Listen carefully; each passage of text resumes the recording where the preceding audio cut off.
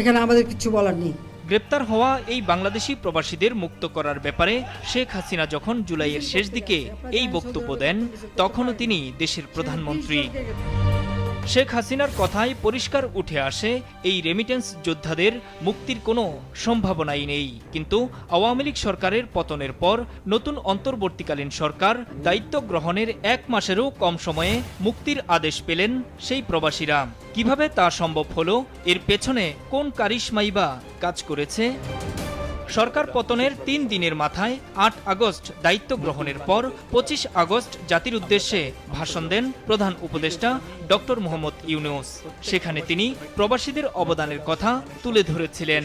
এই গণ অভ্যুত্থানে বিদেশি অবস্থানকারী বাংলাদেশিরা অত্যন্ত গুরুত্বপূর্ণ ভূমিকা পালন করেছেন।